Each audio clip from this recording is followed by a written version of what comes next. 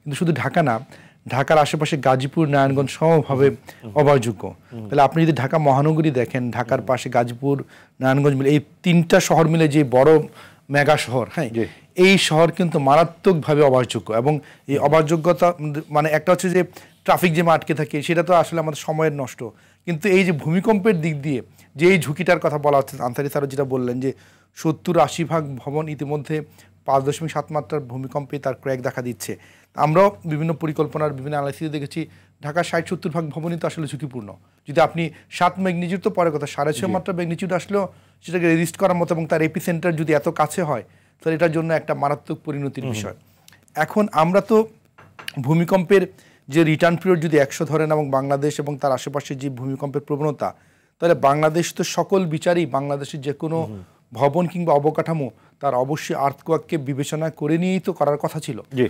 আমাদের তো সেই ধরনের বিলাসিতা দেখানোর সুযোগ নেই যে আমরা ভূমিকম্প প্রবণ এলাকা না। তাহলে আমরা কেন বিগত সময়গুলোতে ভূমিকম্পকে অনেক সাইডে রেখে আমরা ভবনগুলো নির্মাণ করেছি? আমাদের উন্নয়ন কর্তৃপক্ষ যারা আছেন তারাও সেটাকে গা করেন না। এবং বিস্ময়কর যে আমাদের বিএনবিসি 1996 সালে যদিও হয়েছে, সেটা নিয়ে আমরা বেশি কথা বলা শুরু করেছি 2020 সালে যখন আপডেটিং হলো। আরও বিস্ময়কর যে আমরা এতদিন পর্যন্ত এই বিএনবিসিকে প্রতিপালন করার জন্য কোনো কর্তৃপক্ষ বা অথরিটি যেটা বিএনবির কাস্টোডিয়ান হবে সেটাই তৈরি করি নেই। তাহলে আমরা আসলে আমাদের চিন্তার জগতে কত পিছিয়ে আছে। রাষ্ট্রের তাহলে প্রায়োরিটিটা কি? একটা রাষ্ট্র তার মানুষকে অন্তত ভবনের ভেতরে নিরাপত্তা দেওয়ার জন্য একটা সিস্টেম দাঁড় করাবে, এটাই তো রাষ্ট্রের কাজ। রাষ্ট্রের অন্যতম বড় মৌলিক দায়িত্ব যে আপনার নিরাপত্তা দেওয়া। নিরাপত্তার অন্যতম বড় হচ্ছে যে যেখানে যে বাসায় থাকবেন সেটা সুন্দর না হতে পারে, ভিতরে ফার্নিচার কেমন সেটা ইম্পর্টেন্ট, কিন্তু বাসাটা নিরাপদ। তো এই জায়গাটাতে আমরা সাংঘাতিকভাবে আমরা শুধু উদাসীনতা দেখাইনি, বরঞ্চ আমরা কম্প্রোমাইজ করেছি, যেটা খুবই গুরুত্বপূর্ণ। যে আমরা যে যেখানে যে বাড়ি বানিয়েছে, তিনি অধিকাংশ শহর এলাকাতে অধিকাংশ মানুষই তো শুধু একটা তালা বাড়ি বানায় না, তিনি একটা বিল্ডিং বানান 4-5-6 তালা, বা এখন তো 10-12-15-20 তালা হচ্ছে। তার মানে এটা একটা ইকোনমিক মডেলে যাচ্ছে। তিনি ইনভেস্ট করছেন, সেখান থেকে র্যান্ট দিয়ে রিটার্ন করছেন।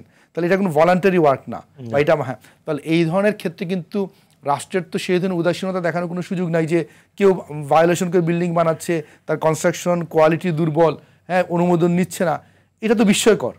হ্যাঁ, তাহলে এই ধরনের একটা জায়গাতে যেখানে মানুষ ইনকাম করছে যে জায়গা থেকে, সেটাকে আমরা দিনের পর দিন সেটা কোর সিটি বলেন আর সাব আরবান এলাকা বলেন একই মডেল চলছে।